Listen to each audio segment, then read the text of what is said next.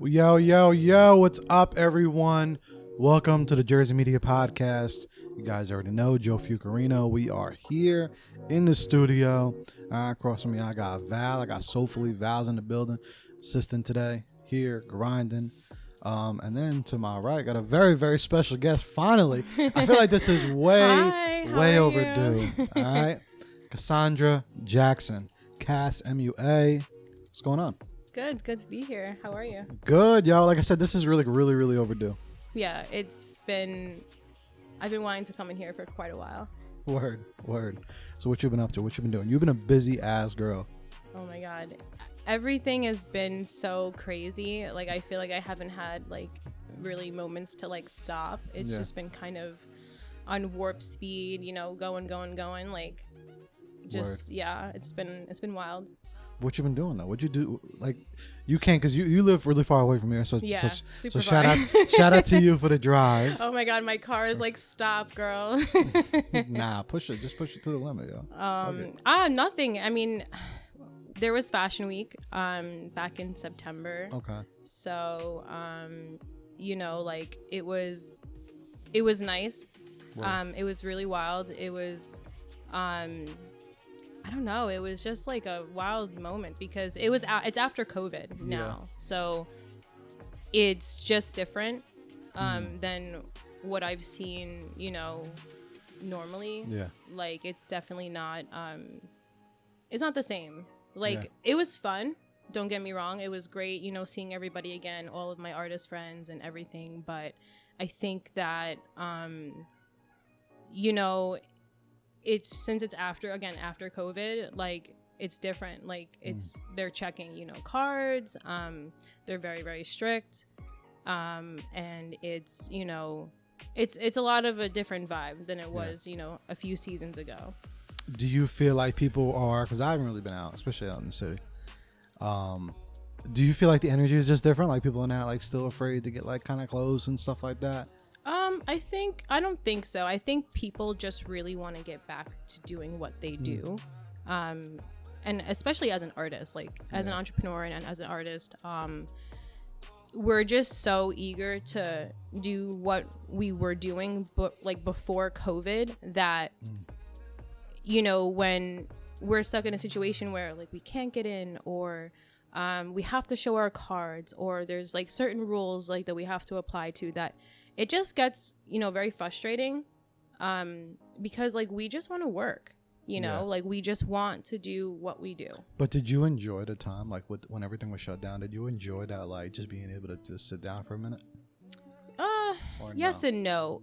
Like, for me, I'm a worker bee. I've always been that way.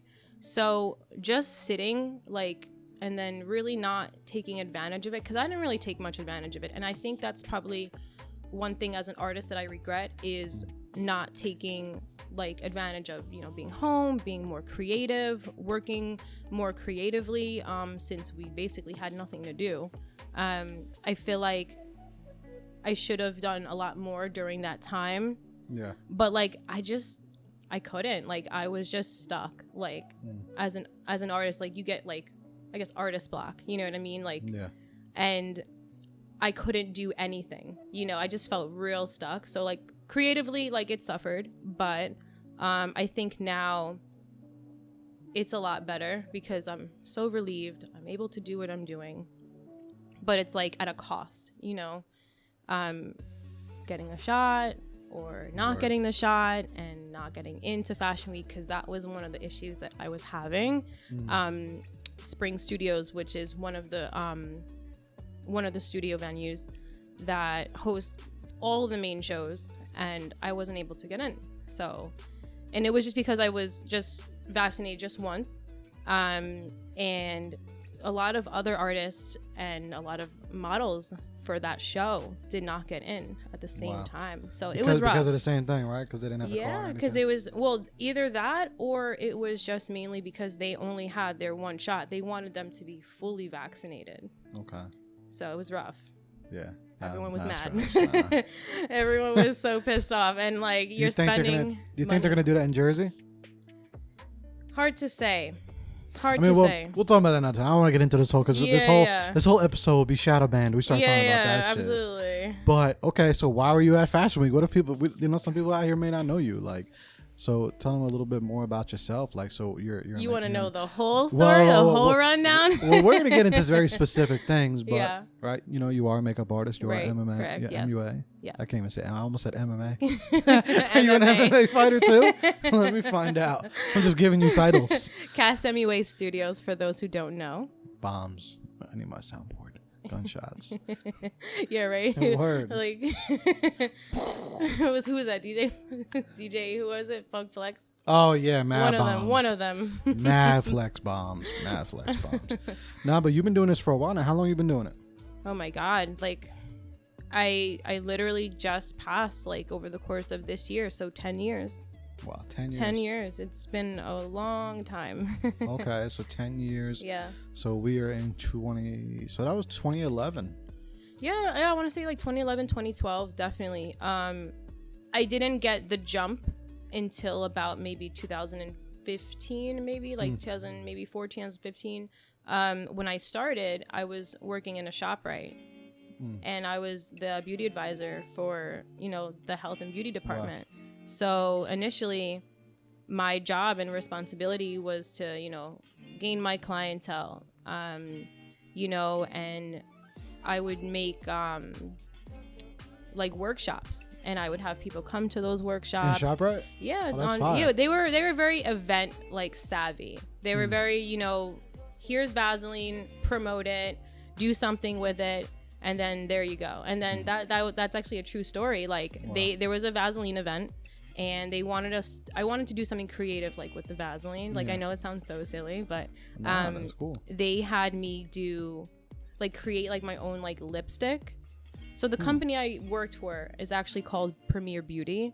So Premier Beauty, at the time, it didn't last long. Like that whole, like, I guess job, it didn't really last long because they had taken it out of all the ShopRites. So they set up my own vanity.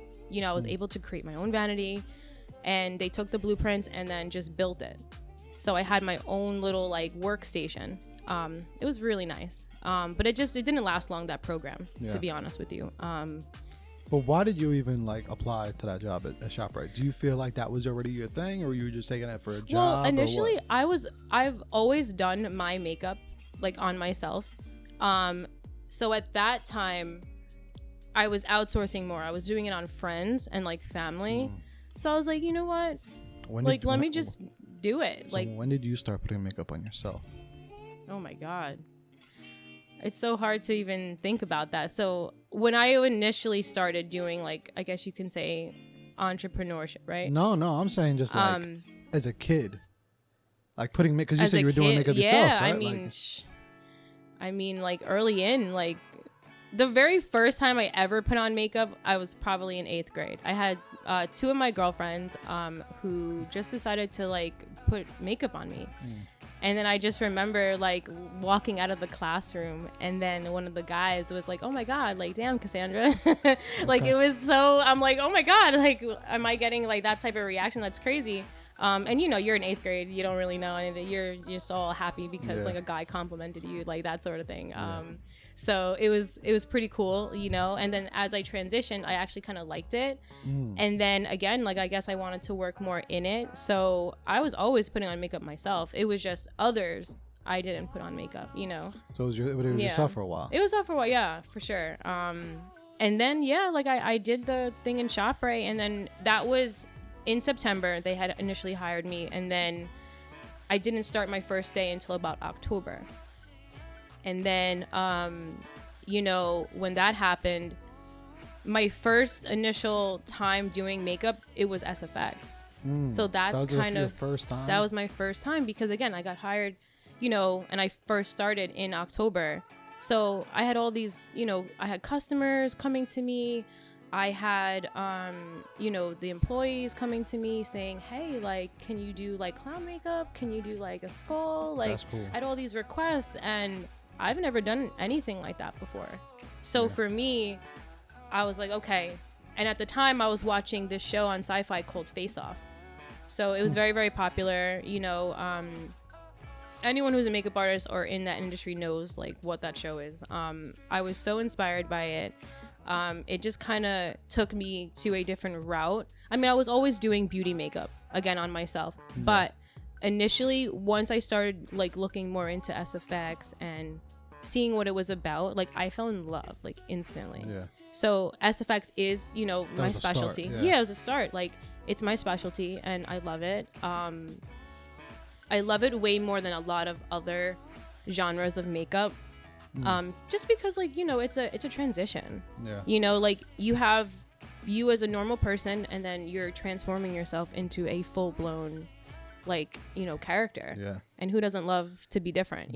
Do you think as a kid, even before maybe you started, even like around that time, maybe 8th grade or even before that, like do you feel you were artsy? Would you consider yourself that, or Absolutely. Like creative? Like yeah, absolutely. So you think that's kind of where that stemmed from? Because makeup is an art, and a lot of times maybe people don't think about that for sure, especially at that age, right? But do you think that's where that stems from? I definitely think so. Like I was really creative. Like when I was younger, like in grammar school and high school, like I was always drawing. Like I was always like some type of an artist. Like I was always doing something that was artful. So for me, transitioning that, I was doing nails. Like I had a whole little nail studio, like in my room, and I was doing that first. And then it got like really tedious, and I didn't really enjoy it too much. So I was like, I scrapped that. And then I started this whole makeup thing, and then I started working in it. And then I got my first gig, and then it just went from there. I was doing obviously the Halloween makeup like in ShopRite, and then again it stemmed from there. I started doing weddings. I started promoting more weddings, and then sooner or later I was working my first fashion week, and then I was working the Macy's Thanksgiving Day Parade, which was amazing to even say, because everyone knows that parade. Now when did you start realizing like for real that you could like do this as like a business? It probably wasn't until I started like beyond just a job. You're doing that for ShopRite as a job. You're having fun with it. You're good at it. But like, when were you like, yo, like I could actually like? I would say 2016. 16? Because it was such like from 2016 into 2017, it was such a crazy transition for me as an artist. I started getting so many like, just so much work that I couldn't even wrap my head around it. And it was from everywhere. It was from friends like that knew me from high school. It was, people like word of mouth, then it started where I would promote on Instagram a lot, like all of my looks and all of my work. And then it trickled from there because, Instagram is a pool of networking, of creatives, of people who are looking at your stuff daily. So it's like you never know who's looking at you. 1000%. So for me, I was like, all right, I'm going to run with it and then try to make something of it. And then now it's basically my full-time job. Yeah. And I took, and obviously in the mix of everything, like you work 9 to 5s, you try to support your, your business. And I just wanted to be at a point where I wasn't working a 9 to 5. I was my own boss. I was, doing what I had to do, make my own schedule. And who doesn't love that? Why though? Why did that matter to you about making your own schedule? Because I didn't want to be tied down to like answering to a boss, answering to a schedule that probably didn't fit my schedule, and definitely my freelance schedule. Because it's not like where you get scheduled Monday through Friday, 9 to 5. Yeah. It's whoever, you're on call. You're on call all the time. Yeah. If you tell me, hey, Kass, I need a booking for, I don't know, like October 15th or October 17th, whatever. All right. Then you go through the process, and then that's it. You get booked. So do you feel like it started to become just like, it was because it was more of a necessary thing for you? You started noticing like, yo, you don't got the time for it. Yeah. Because people, I always like to know like when people noticed that they needed that freedom. Right. You know what I'm saying? Because you don't have any kids. Yeah. Usually that's when people are like, oh, well, I have kids now, or like maybe a big death in the family or something like that.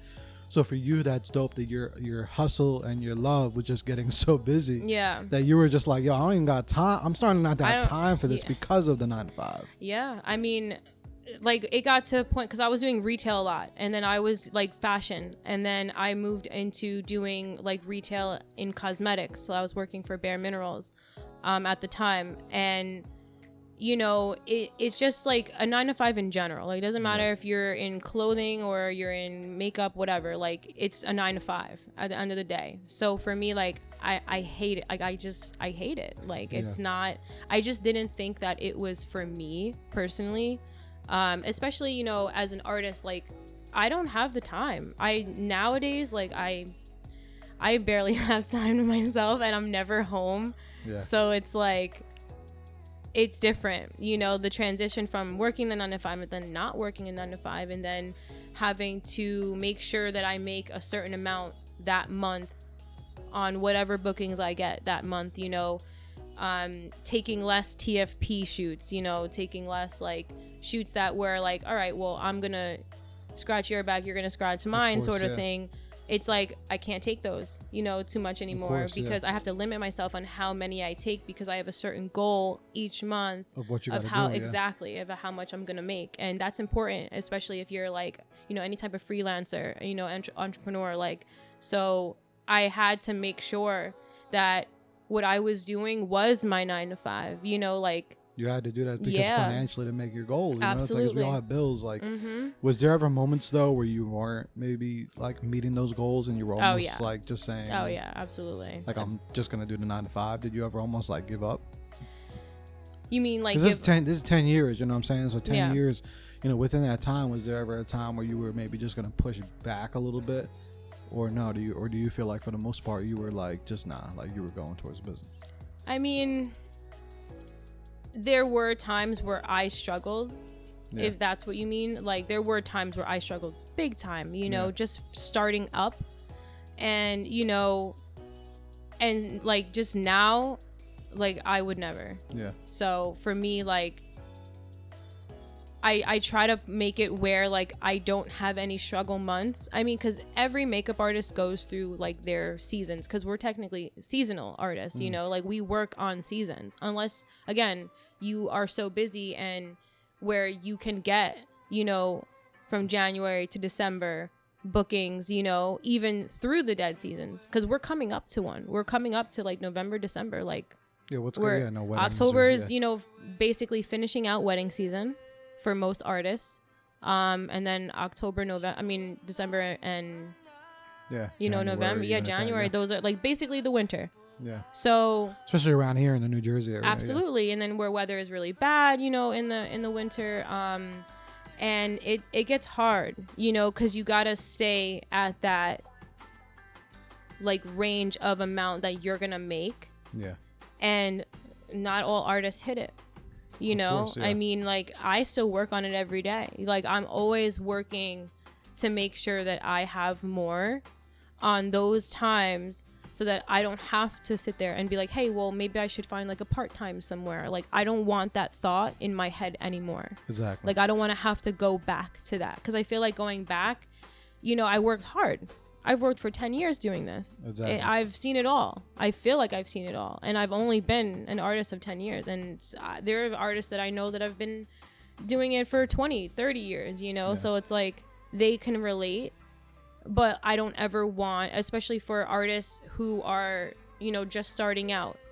You know, for instance, like my assistant, Ariana, she's just starting out as an artist. Word, shout out to her. Yeah, she's fantastic. I love her so much. Word. You know, she's starting out, so she doesn't really know the full game yet. Like, going through those struggle times, going through like where you have to get a 9 to 5 to support what you're doing for now. And then the minute I realized I couldn't or didn't have to get a 9 to 5, I was golden. Yeah, like noticing that. Pretty recently, actually. I want to say it probably was around like 2017, 2018. That's when you started noticing. Yeah, like, because 2016 was kind of like when it kicked off for me. And then 2017, and then 2018, like, was pretty much, you know, That's when it was like, all right, we busy. Yeah, we booked and busy. But so during these 10 years, you know, like, do you feel like that you got support from your friends and your family on choosing that path? Because, you know, that's one thing a lot of entrepreneurs, you know, they don't know. Like, either sometimes, you know, you get support. Sometimes you do have parents or friends who are like, you know what, yo, like, do your business. Like, I'm gonna keep it really real. Yeah. Like, I didn't always have the support in the beginning. Like, there were moments where I had like an abundance of support from friends, you know, like on Facebook, on Instagram, and whatever. I had people sharing my stuff. I had people, you know, just reposting everything that I was posting, you know. And I even had friends, like artist friends, that would recreate my looks, and even family too. But there were times where things got a little rough, and where I noticed like who supports me and who really doesn't, and who just watches me just to like be nosy. Yeah. Because it's real, and I'm gonna keep it like that. Course, because yeah. it's not always like, oh yeah, I'm gonna support you back. Like, it's not always like that. And I'm gonna say that for artists who are just starting out in this industry and is wondering what it's like, just so that they know what to avoid. You know what I mean? Yeah. So it's not always where like, all right, you're my friend. Yeah, we're cool peoples, but you're not going to support me because maybe you feel like maybe you're a low-key hater, or maybe like you just, you know, you're jealous or whatever it is. It's all just like, it's for the birds. Happens. It's for the birds. But what about for people that actually knew you? Like, because I feel like there's sometimes like, for people who knew me, like family, you know, like did you ever get the whole, get a real job thing? Yeah, I had, you know, I had people in my face about just like, oh, like you're just like an Instagram model, or you're, you know, I heard it all. Yeah. And for me, like, I kept true to myself. I said, you know, like, I'm just gonna drown out that noise and then just focus on what I'm doing. And I have put my focus on it. And Word. to where now, like, you can say that to me and then it just really won't bother me, because it's like, it's just noise at the end of the day. It's just noise. And that's what other artists, I feel like, especially one starting out, that I feel like they really need to heed that, you know, like what I said, because understand that. Yeah, to understand it, because I mean, it's not easy. It's definitely not easy, especially being an entrepreneur, running your own business, being your own boss. You know, taking into consideration like people who really like want to see you win, as opposed to people who are there just to be maybe nosy or just to be in your business. Yeah. I had it all. So I try to, you know, stay true to myself at the end of the day. Word. Yeah, because I think there's always a lot of times, you know, with entrepreneurs, you always get that, especially from family, like immediate family. You hear a lot about just parents and stuff like that. Oh, when you making money with this? Are you making money with this? Yeah. Are you making money with that yet? Oh, you still doing that? You still playing? Like, you know what I mean? Yeah, so it's like, I've had that. That could really like bring people down. You know, they don't understand that like that's just kind of like something normal. You know what I mean? That like happens to a lot of us. I've had people that didn't support me until I started doing the Macy's Thanksgiving Day Parade. Oh, hell yeah. Yeah. We could talk about it. Yeah. I mean, like I'm keeping it real, and that's the only thing that I feel like I have, you know, is to just keep it real at the end of the day. Like I had people that didn't support me my whole journey, but the minute like I made, you know, the roster for the Macy's Thanksgiving Day Parade, it was like, oh my God, like, you know, like, of course, and then you're just now supporting me just because I have like this amazing thing to like, you know, celebrate. Like, where were you before? That's when you get the side. So you gotta look at the camera with that one. Yeah. Where were you before? That's gonna be a fucking soundbite. Absolutely. Nah, but you know, honestly though, because there's a lot of entrepreneurs out there listening, I do think there's two sides to that.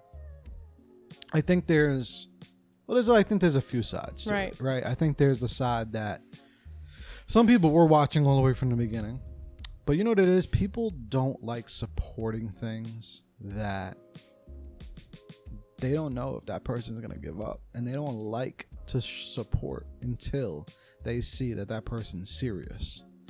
For some reason, It's like a weird thing. Like, I'm that guy that if tomorrow you said, yo, Joe, I'm going to start a basketball business, I'm going to fire that shit up. And I'm going to be like, yo, I don't give a fuck. I don't know if you ever even liked basketball. I don't give a fuck. Exactly. But you told me you're going to start that shit, right? So that's me.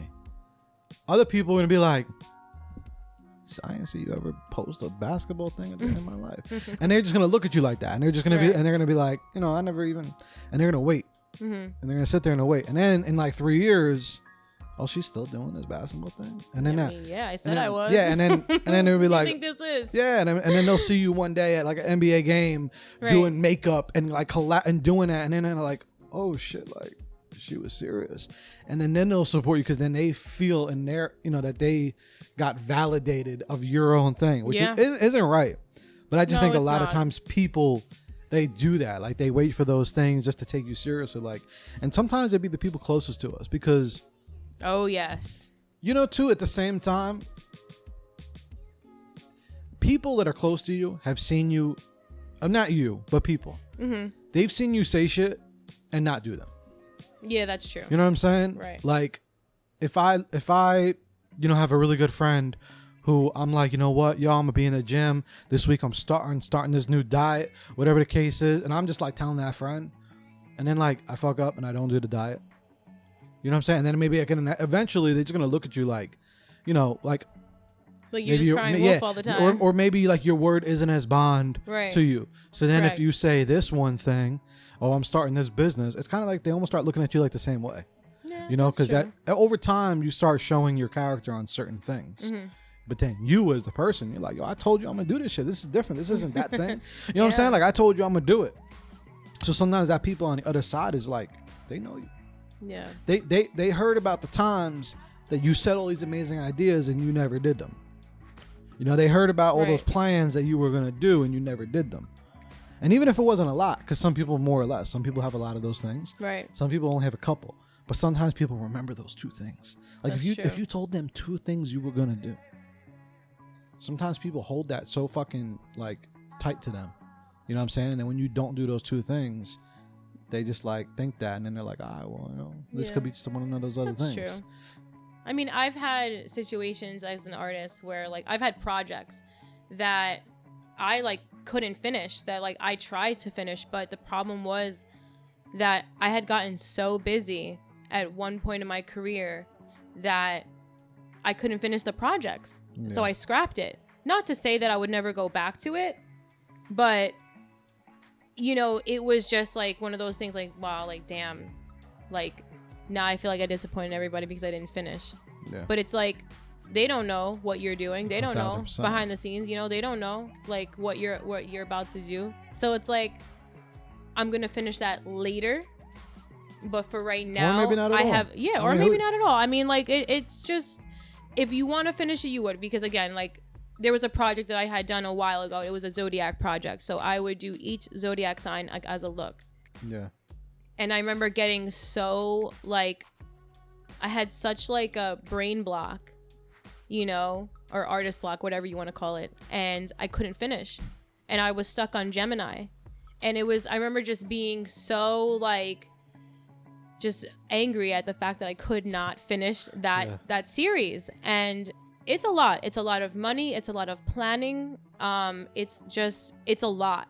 So the minute I realized, I was like, okay, well, this is actually taking up too much of my time, or okay, this is taking up too much of like, you know, of money. Let me just kind of slow it down. I slowed it down, and then I got busy with other projects. I started meeting, you know, other artists. I started meeting, you know, other photographers, this, that, and the third. And I started collabing. And then sooner or later, there was this whole, like, you know, plethora of, you know, work that I was doing that I just couldn't go back to it. I just didn't go. You're staying busy. And there's nothing wrong with that. You know, it's just that sometimes people don't see all that, or they just like, it's just a balance of both, because you know you got to always understand everyone's perspective. Correct. So sometimes it's like, we don't get the support, you know, from the people we think, but that's because their perspective is just different from maybe our perspective, or vice versa.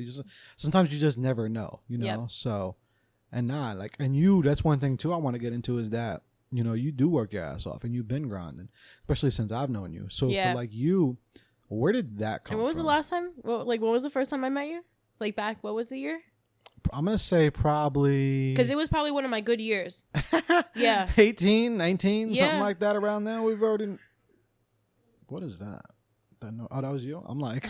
no, it's all good. It's all good. I just thought like the police were at my door or something. That's what it sounded. I'm like, damn, they got me. No, 20 wasn't it 2017 or no? I mean, it could have been around, or so maybe 2018. Okay, I'm losing time. The earliest it was 18. Right. But so you've been grinding, right? But like, where did you kind of get that like effort from? Because you put a lot of effort into your shit. I do, yeah. You know what I'm saying? Like you put a lot of effort into it.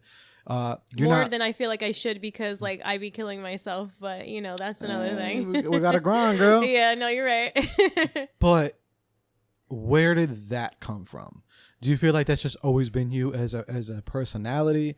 Do you feel like you put effort into the things you love, or just do you feel like that's just what you got to do? Because I've noticed that like you are the type to where if we were like, yo, Kass, all right, this week for your business, like on some like coaching shit, if I was like, all right, this week, Kass, for your business, we got to do X, Y, Z, and blah, blah, blah. On it. Like, you're going to do it. You know what I'm saying? One or two things, you might be human, you know what I'm saying? And do it the next week or whatever. But for the most part, you're not, you're going to do it. And you're not really going to say like, oh, that's too much. Like, you might say, but you're still going to do it. If anything, I'd be like, oh, is that it? Yeah. Or even you might be like, oh, it's a lot, but you're still going to do it at the end of the day. Right. You know what I'm saying? You're not going to be like, all right, Joe, like, you're killing me here. So where do you think that is? Do you feel like maybe that's just one thing of you being, you know, no kids, you know, stuff like that? Or do you feel like that's just you, like your work ethic? You know what? Like, I was going to tell you, I've generally always been a worker bee.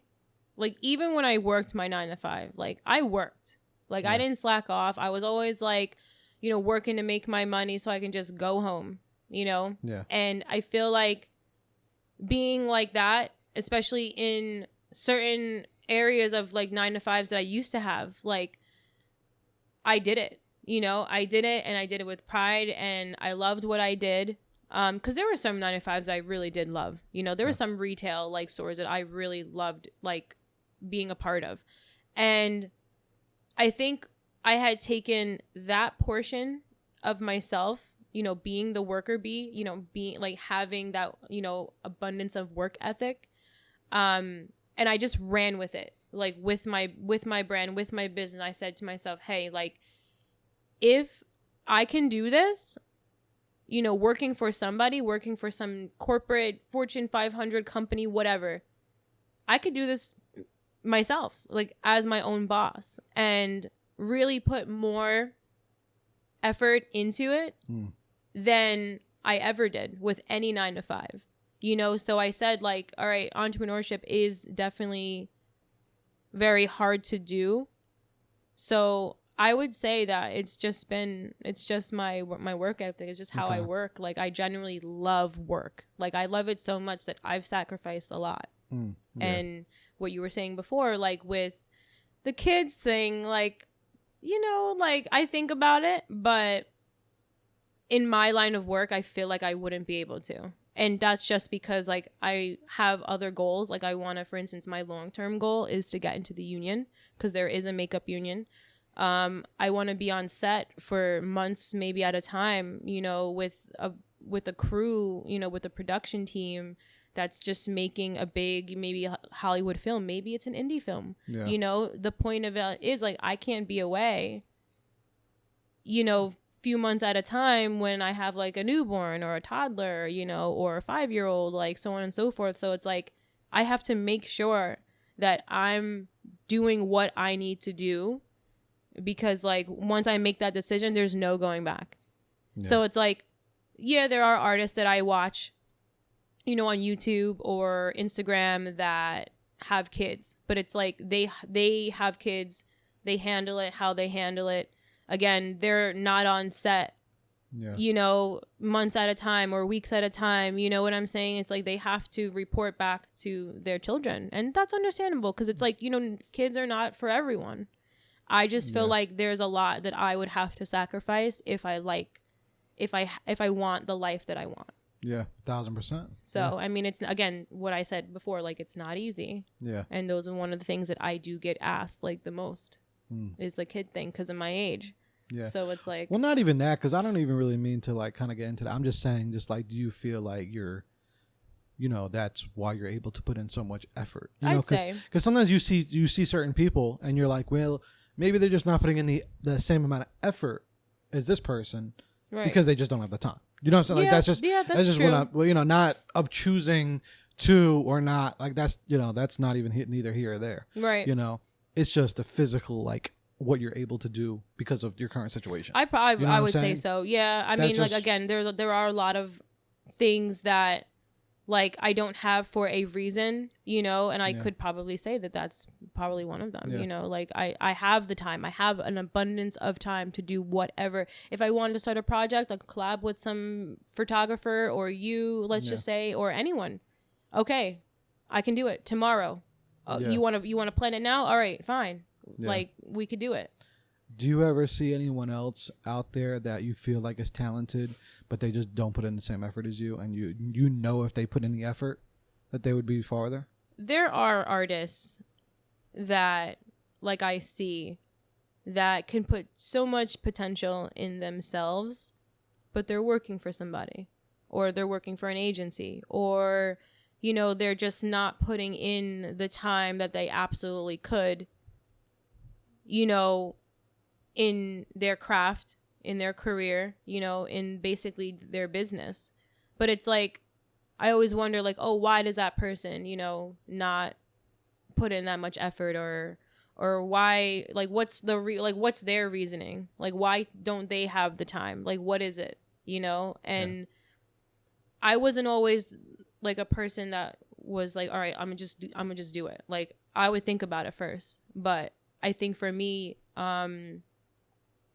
like, it's different when you see those artists, and then you're just wondering, like, why aren't they, like what's going on with them, you know? Yeah. So I've seen it for sure. And I definitely think that for those artists that are unsure of themselves, or, you know, are nervous about some things, or maybe they're uneducated, maybe they just don't know who to go to, or maybe, you know, maybe they don't have, you know, enough networking skills. Like, maybe they don't really have enough people that they can, you know, rely on. You know, it could be anything, you know? I mean, because I didn't always have the, you know, the networking base that I have. I didn't know you I didn't know you. I didn't know, exactly. And at one point I didn't know Zane. Yeah. So it's like, when I started, you know, introducing myself to you guys and to others, it's like, that helps you grow. It helps me grow as, you know, as an artist, as a person, and I have my own general, like, networking base that I could feed off of, that I can utilize these tools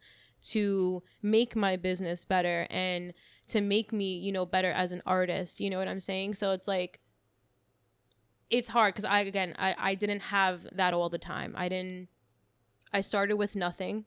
Yeah. You know, I was working in ShopRite.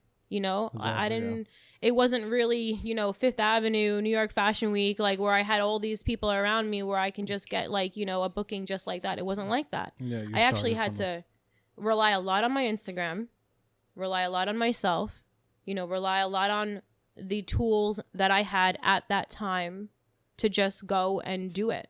Yeah. And then I did it. And then. What's burnout for Kass? Like, what's to that level? Because I feel like that's the one thing, too, that sometimes stop a lot of people. As a lot of people, especially now, you hear more people talk about it, you know, especially, you know, as far as, like, mental health and stuff. You hear people, like, you know, oh, you know, like, just talking about it and being more open with saying when you're burning out and when is just too much for you and all that. Do you feel, for you, maybe you have a higher threshold of burnout? Do you feel like you have a nice system that just makes you not burn out as much? Like, what is it with that? Because there's probably people out there that are maybe just like, you know what, like, I can't do maybe 4 gigs a week. 1 gig and I'm, like, tapped. Maybe they're saying, you know? Mm-hmm. Do you think it's, for you, maybe, is just like, is that threshold different for you? Like, that burnout threshold? I mean, I certainly do burn out. Yeah. I'm not a robot. Of course, yeah. But, like, what is that for you? When do you feel like that hits? So let's see. I had like my burnout. Not to say that, I mean, again, my threshold, let me just get that out of the way, but I do have a higher threshold, I'd say, as far as burning out, as far as saying, I'm beat, I can't do this shit anymore, I'm done. But have I reached that burnout? I have, like thousands of times. I would say more now than I ever did. Because in the beginning, it was just more creative. Now it's more about the business. Now it's more about me making a certain amount of money each month. And again, like I burned out in August. I want to say the very last maybe like week or two of August, I burnt out. I was again doing a whole bunch of weddings back to back. I had a few other I had a campaign shoot for Libalula. I had other shoots in motion that happened, in August, that by the time I want to say the 28th of August hit, I was done. My mom saw me. She was like, you need to relax. Like, you need to take it down. You need to reboot. You need to just be home, because I'm never home. I pay for an apartment that my cats stay in. That's basically it. Cats are living it up. Yeah, they're rich and they're living the life. I do have those burnout moments. I would probably say that it's probably more than the average person. Yeah, because in my mind, I'm so dedicated and so driven to get what I want that if I get a no or just a negative response, I'm going to keep going. I'm going to keep going harder. I'm going to make sure that I get there, without a doubt. And I think for me, it wasn't always like that. I was just whatever happens, but now I would say that I have to probably dedicate more time into slowing down. Zane even had told me, because him and I had spoke one night, and I remember telling him I was just so tired. I feel like I was going to drop any minute. And he was like, are you planning, any time for yourself anytime soon? And I was just like, no. And he's like, well, there's your answer. Yeah. And it's I think we forget to do that. We forget to slow down. We forget to, all right, if you're running your own business, when do you get a break? When do you get your 15? When do you get your half hour? And that's facts, because it's if you were working a 9 to 5, you'd get that 15. You'd get that half hour. You'd get that break. So why aren't you, as your own boss, why aren't you breaking? Yeah. So, I mean, again, I do burn out. It's just, like you said, I have a higher threshold, than the average person. Yeah. Word. At least because some people, they burn out really super quick, some longer, but that's good. That's a good point. So you make though, you have to have those 15s, you got to have those 30s, you got to have that set I'll time. say it, but I won't listen to myself. It always happens that way. She's like, it won't happen. Nah, I can't. I'll say it to somebody else, but not me. Nah, but it's all a balance, and it's all just what works for you. You know what I'm saying? Absolutely. But some people, I feel just now, and with the whole social media shit, some people are living in this la la land with entrepreneurship and that they just want to work for 4 hours a day and 3 hours a day, or they want to work their hobby, and then they want to be fucking, they want to be extremely successful by doing less of the work. They just want to do it. They want to do part-time hustle. You know what I'm saying? Because they see a lot of these celebrities and shit like that, and they probably think that they only work in a couple hours a day or whatever. But this shit takes sometimes the effort. Yeah. Takes more than a 9 to 5. Well, then they're not going to get full-time results. Yeah. If you think about it. So. If you're working a 9 to 5, that means you're working 8 hours, 5 days a week. Right. And I tell people, I'm if you're not working on your business, at least that much, what do you expect to get? Absolutely. You know what I'm saying?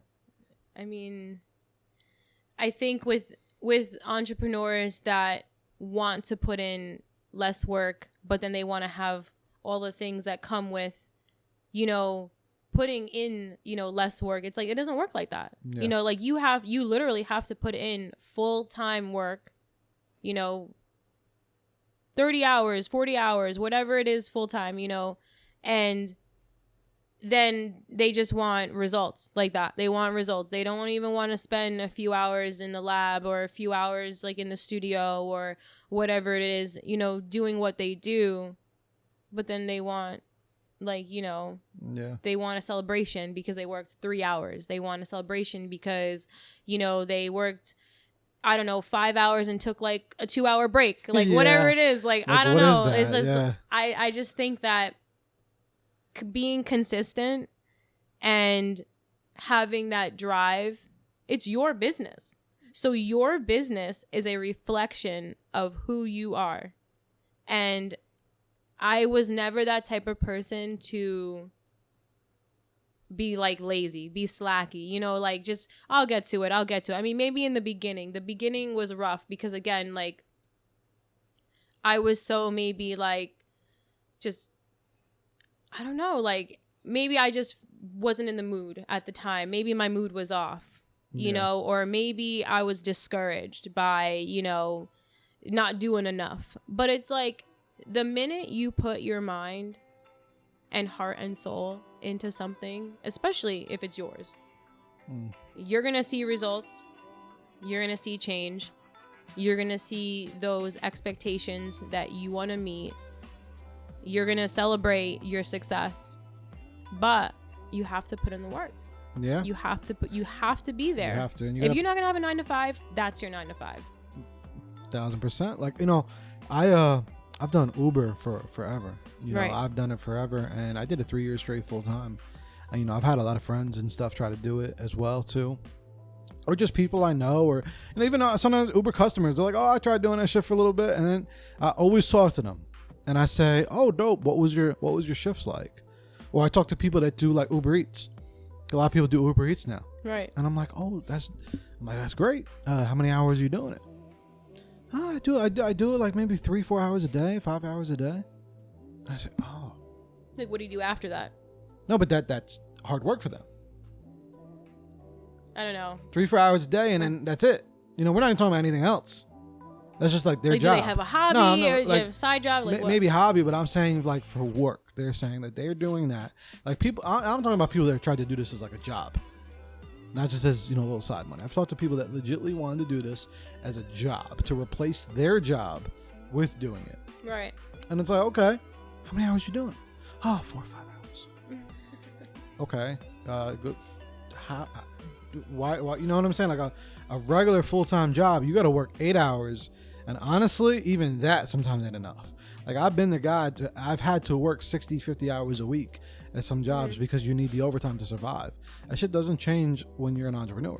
Just because you're an entrepreneur, doesn't mean that 5 hours a day towards your business is really gonna, you know what I mean? Like this shit takes time. I don't even know if it'll make a dent. Like, to be honest, 5 hours, like 4 hours doing what are we doing? And then people would be like, oh, well, like, because they think because you're on your own time and you make your own schedule, that's really the difference. I see a lot of people transition, and it's like those 9 to 5s, they force you to be there. You know what I'm saying? At the end of the day, you signed up for that job, and if not, you're gonna get fired. So like, you gotta be at ShopRite from 8 to 4. Exactly. You know what I'm saying? And then it like you go and you get paid. Mm-hmm.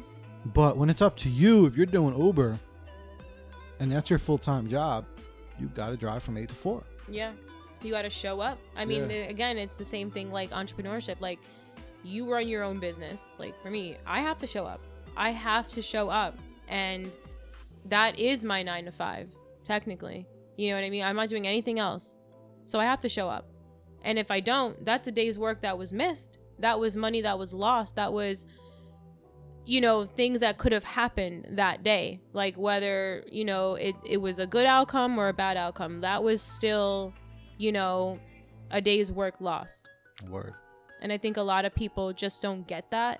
It's like, you're your own boss. Yeah, you work for yourself, but are you showing up for the work? Are you putting in the most effort? Are you like working so much that you are bleeding out of your eyes? Like, you know what I mean? Are you doing it on a consistent basis, not just one day a week? Yeah, absolutely. I mean? But yeah, you be grinding, yo. I'm trying, honestly. It's definitely it's a roller coaster of what I've been going through. I've seen so many things. I've seen, I feel like I've seen it all, and I've only but scratched the surface of my career to what it could be. So I'm always working on something new. I'm always working on something that I feel like I could bring it to the next level. You know what I mean? Because I don't want just to stay at the same moving, steady pace that I'm going. I want more. Yeah. And I'm hungry for it. And you've been, talking shit too, because you've been, hitting those milestones, like, trying to. You've been doing amazing shoots. Like every time you and Zane work together, it's so fucking amazing. You know what I'm saying? You'd be with Nimi, Hendrix. He's the best. Nimi and Zane. Like they're definitely different as far as like, their craft. Like when I first met Zane, which was a very long time ago, I think it was maybe 2014, 2015. He was only taking, photographs. Like he had the magazine. Is when he had just, started the magazine, and he was taking photos in a club, and I had met him in a club. And like since then, we just kind of connected, and we worked really well together. And now, having my stuff in his magazine, having my work in his magazine, I never would have pictured it be like this, because again, he's so talented. And like having a photographer and a makeup artist, come together, we can do some heavy some shit. Wild stuff. Yeah, like we can run with it and do so much content. That's one of my favorites. Yeah. I love that shit. Yeah, I have to make another one for this. There's so many stuff that y'all did. It's just fucking out of this world. Yeah, I mean, I want to just keep going. I want to just keep creating. Again, I want to stick more with film and then SFX. Editorial, I really love too. So that's kind of the realms that I want to stay in as far as like being an artist. I just want to do film, TV, editorial. That's it. Weddings are great. Like they're nice. That they bring in some money. They bring in a good penny. But it's for me. It's just not where I want to go as an artist. Like for me, like I always tried to dive in different avenues of makeup, and play around with different genres of makeup, just because I wanted to see what I liked and what I didn't like. So I gave myself options, which I feel like is really good as an artist. If you're starting out, and this is for everyone anyone that's ever asked me, how am I doing it? How am I really living the life that I wanted? You just got to find what you like. Fortunately for me, I found out pretty early what I did like. When I was, hired in October and I was doing like SFX makeup, like I liked it instantly because it was different. It wasn't like beauty makeup. I can just do beauty makeup on anybody. And you were able to be fun with it and actually get super, super creative. Yeah. I mean, to make a full-on cohesive character and then have people say to you like, oh, is that you? Yeah, no, I love everything that you guys been doing. You guys recently created that super, super cool Zane bot. Oh yeah. You know what? It actually wasn't going to be a Zane bot. Like it was just supposed to be like some type of AI that like I was thinking about in my head. And then I was just like, you know what? He had the idea. He was like, oh, like put my like logo like on like your like paint it on. And I was like, okay, like it's a Zane bot now. Like, and I loved it so much that I actually want to do like a part 2. So when he watches this, I'm calling him out. Let's go. Yes, 2? I need a Zane bot part 2. I need a little backstory, but we've been working on other things too. Like we have some things in motions for a nice film. And I'm just really, really excited to continue my work with him because, again, like I said before, he's so talented. And I think that we literally can make a whole film and I can do the makeup for it and it just be a smash. Hell yeah. So I'm looking forward to that as well. Out of all the shoots you and him did, what you think is your favorite? I don't know. It's hard to say because I do have a few. So I'll just tell you my first two. My favorite, one of my favorites is probably one of my very first makeups that I did with him. It was in collaboration with Krylon. Okay. So they are typically like a makeup company based out of the UK. And I was doing it. It was totally my idea. You know, he let me run with it. I told him I had like a wacky idea of doing some type of ultraviolet, like UV type of look. I wanted it to be very avant-garde type of makeup, very random. And then I remember this was when he had his old studio and he was just shooting out of like a garage. And I wanted everything to be, you know, like with the black light and everything. And we just did it. Yeah, like we did it, and then it came out way better than I thought that it would. And that was one of my very first looks in his magazine. Word. And I have to say, like, my second favorite was probably the clown. The clown. Yeah, that clown was sick. The clown, I always get so many compliments on, and then it's funny because the night that I did it, I drove home in it because it would have taken forever. It was late.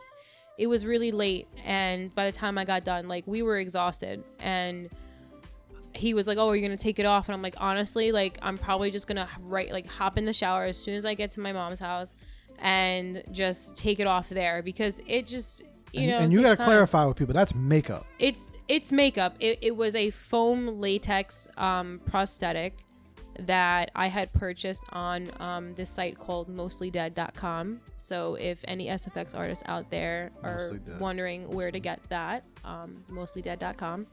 And I had a vision. I wanted to create. It was around the time when you know, people were freaking out about clowns and the It movies were super popular and the first one had just came out and then they were in talks about a part 2 and everything like that. So I wanted to create my own version of a clown because so many people had phobias of clowns that I was like, you know what? Let me just amp it up a notch. Let me really scare y'all. Let me terrify you guys so much that you can't even go on my Instagram.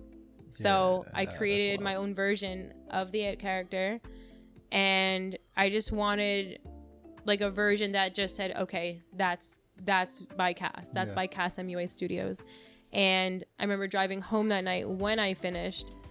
I had a cop pull me over, and I guess he had just seen all this stuff in my car, like all my equipment and everything. He was like, "Oh, like where are you headed to?" I was like, "Oh, just home." And he saw me, like, I guess he didn't see my face at first, but then like he had his like little flashlight. He was just like, "Oh, like I didn't know that you looked like that." And then I was just like, "Yeah, like I was just coming home from like a shoot, like I'm an FX artist." And he's like, "Oh yeah," we were just making small talk. He's like, "My daughter loves that show." And then I was like, "Oh, Face Off." He's like, "Yeah, my daughter loves that show." That's and then fire. we just kind of shared, you know, a little coffee break. Yeah, and then little real quick. A little moment. And he loved it. He was like, "Wow, like keep doing what you're doing. Like, you know, sorry to pull you over. Like I just, you know, it was late and then you were the only one on the road. Just was making sure." It was like a checkpoint, I guess. Yeah. I don't know. But yeah, he loved it, the cop. And acting up. Right. And then I just left. Nah, but that shit was super, super cool. Yeah. Then you also did our Scream film. Oh yeah. All right, my first short film, fully directed, written by myself, and you killed that. You smoked that shit. Scream 4.5. Yes. You literally killed it. That when you asked for someone to be gutted, I was like, bet. Yeah, well, like, I said, okay. Yo, let's get fun. What we doing? What we doing? You. Nah, and it was around perfect time because you're like, yo, I'm like, all right, we got to make it crazy. Like, whatever it is at the ending, it got to be wild. Yeah. And you were like, I got guts. And I said, I got guts. I said, let's do it. Yeah. So. Yeah. I got those guts from, it's a small FX shop on Etsy called, what is it called? Fake FX. So, and then I saw his inventory, the guy that runs it, and I saw the guts and I had asked him, I was like, "Oh wow, like this is amazing. Like what is it made out of?" He was like kind of telling me what it's made out of. And I was like, I'm definitely buying that. So I bought like 3 packages and he sent them to me. And when I looked at them, I was like, wow, like this with blood. amazing. This is exactly what you asked for. Yeah. So when it came time to do that scene, and mind you, it was late. So I was like, okay, this is it. Like, let me just go ahead and make. We're out there in the mean streets of Newark, right on the ground. Right on the ground. Everyone's stopping, thinking that we killed somebody. Absolutely, like thinking there's a murder scene, you know. So when one of the models, so Tatiana, I was like, you know what? Let me just make, because you were asking like, how are you gonna make that? How are you gonna like get the? I was like, all right, like let me just make like a stomach prosthetic, and then you know it was just a simple like latex and cotton buildup. Word. And then like I suck it to her, and then you can actually catch that video on my Instagram. Yeah, we'll probably put that like right here. Yep. So. You can catch that video on my Instagram and check it out. And it didn't take long. It was a couple hours maybe, just to make the stomach prosthetic, and then I just filled it. Like I filled it with the blood, the guts, a little bit of cotton and latex, you know, so it could be stable, and then we just put her out into the street. Just put her out to the street. Just put her out there. Yo, that shit was epic. It was nice, and the fact that we had no idea, like not the entire crew, the entire team, like did not know who was.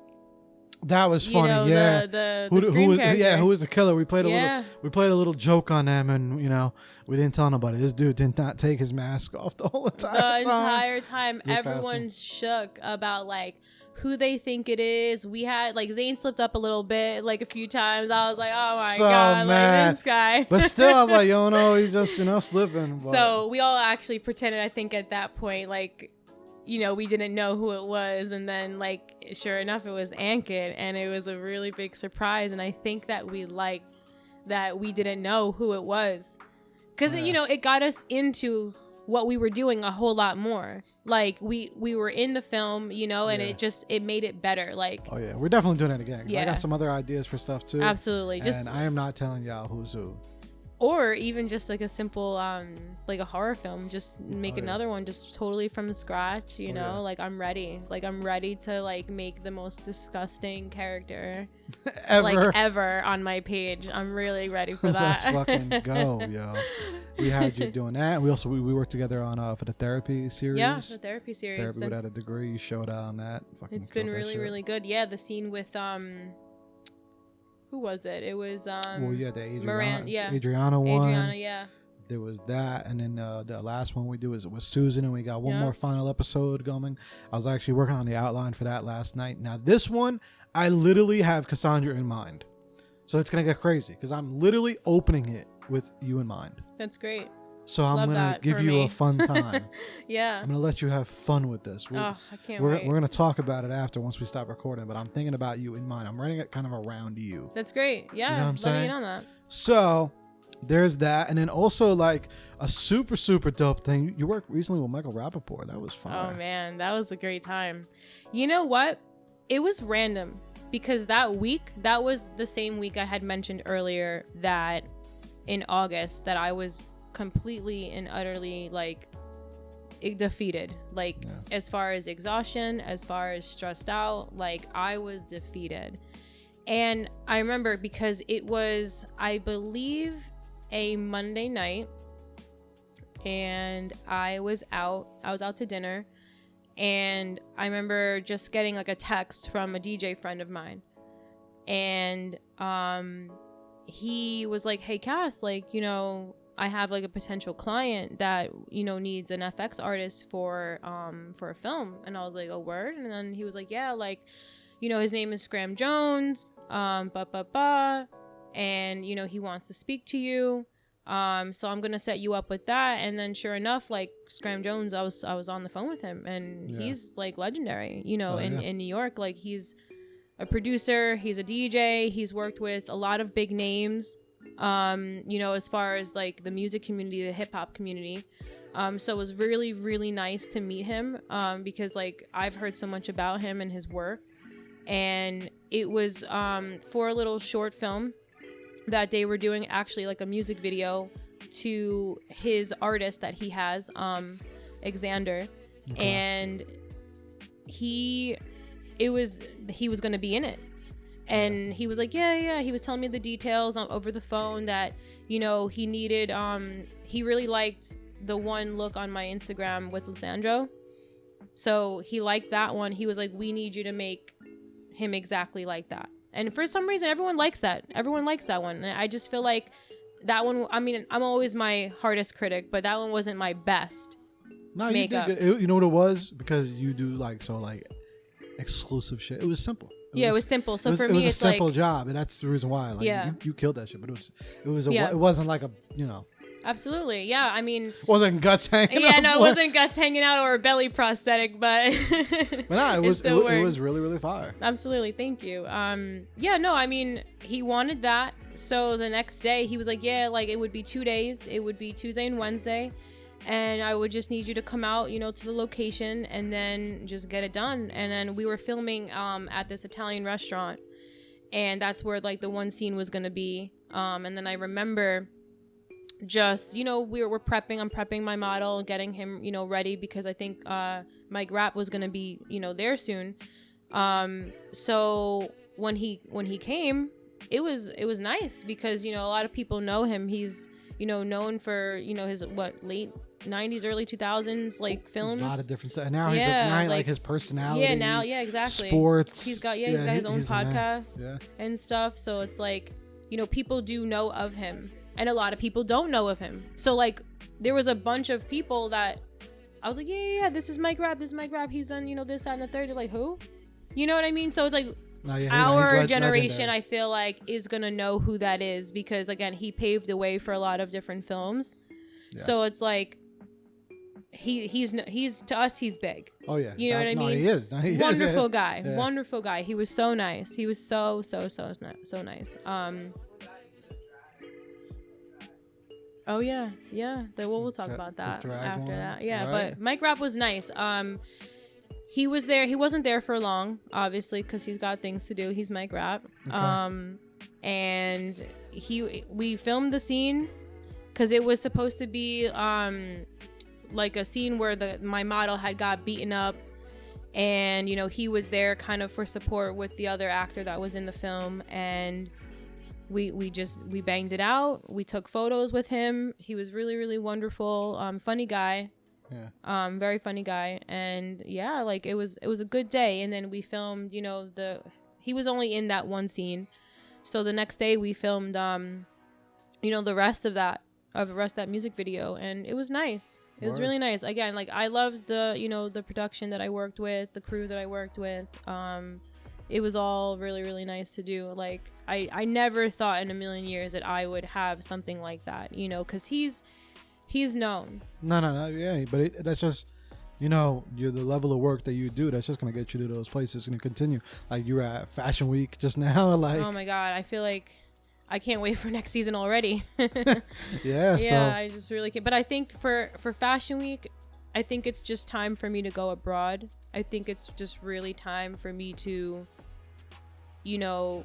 Yeah, exactly. Like, just it's time for me to go to London, Paris, Milan, you know, that's where it is, you know, because New York I feel like I've done so much of New York that I'm just bored of it, you know, like, I mean, you never know who's going to be in a room. And I always tell my assistant that, I always tell Ariana that, and any artist that like asks me about what I do, like, you never know who is going to be in a room, you know, and like, for me, like, I didn't know that Mike Rapp was going to be in the room until they told me. So it's like, you know, like that's crazy. You know, you never know. So you just got to be ready for anything, you know, and they were really, really helpful. Scram, he carried all of my equipment and stuff like that. He was like, oh my God, you travel with a lot. And I was like, I have to. Like, you just never know what situation that you're going to be in. Kass SFX van coming soon. Yeah, right? Like a whole truck. Van. Word. Absolutely.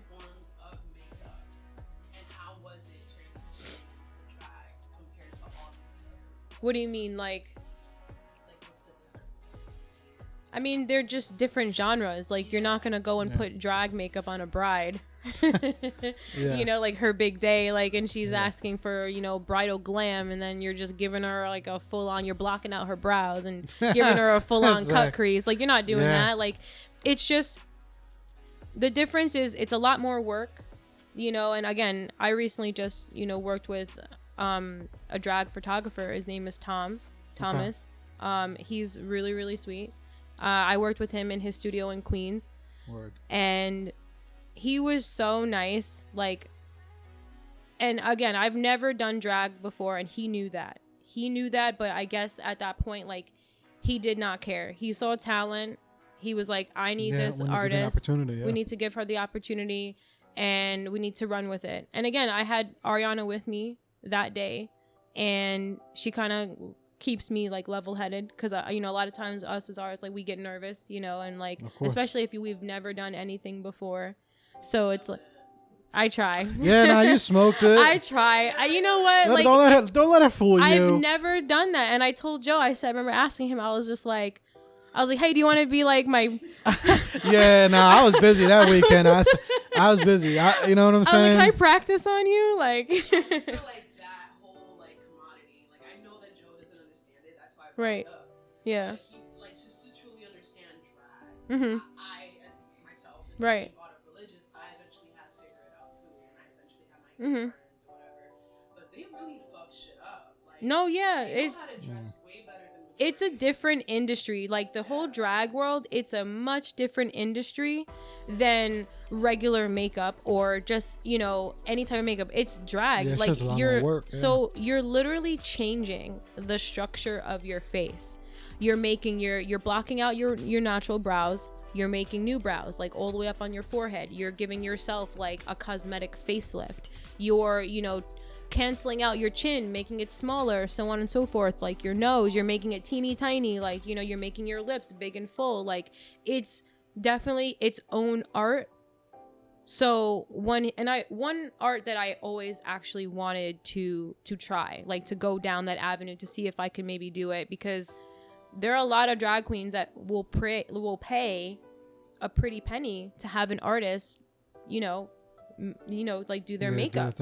And in the right setting, you don't know who you're gonna meet. Like, RuPaul's Drag Race, like, there a lot of those people that I do follow, like, have been contestants, have, you know, past worked on that show, you know. And again, like, I'm gonna reiterate this, like, I've always been an artist that goes down whatever avenue. Like, I'm all for it. Like, you want me to do my drag makeup? Fine, bet. Like, we'll get it done. Like, I may research it the night before just to see how, like, you know, the process is, because if I'm unsure and I don't know, but I always make sure I dot my T's and, you know, cross my eye. Or, yeah. Something like that. One of them. Yeah. Nah, that shit is fire, yo. What, any future stuff you got going on that you want to tell the people, or you don't? Make them just stay tuned. I mean, I have some projects that I want to do in October. Okay. And I think most of them involve Zane. Exactly. Let's go. So called him out. And yeah, like, I think that, you know, just, I always want to include him. I always want to include him in all of my projects. I always want to make sure that I'm, like, you know, a staple in his magazine, you know, just because, like, I like it. I'm a fan of his magazine. I think what he has created is fantastic, because I don't really see too many photographer magazines anymore. Like, I don't see that. And magazines in general. Super talented. So it's like, I want something, and it's actually very good for an artist to get in some form of publication, because that actually works to their benefit when they're applying for their pro, you know, discount. Let's just say, like, for instance, NARS or MAC, you know, they have pro discounts for working artists, so that you don't have to spend the full amount on a foundation. You get 40% off, 30% off, you know, like, on whatever you're purchasing. And it's also very good to have, you know, like, with call sheets too. The call sheets, I tell my assistant to save them, because if you want to work in the union one day, which, again, that's my ultimate goal,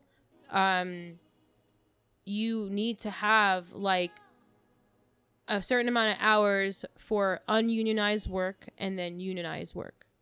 So they're going to look at all your call sheets, all of, like, you know, everything that you've done as an artist, like, all of basically your paperwork. Exactly. Yeah. And they're going to be like, okay, well, you can be in the union because you have all your credentials, you know, this, that, and the third.